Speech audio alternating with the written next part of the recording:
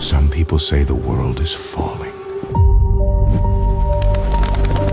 The Bible says something different. God is not preparing a patch. He is preparing a replacement.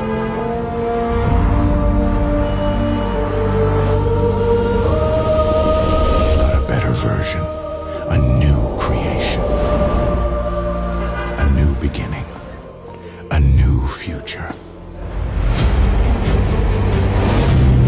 According to his promise, we look for new heavens and a new earth.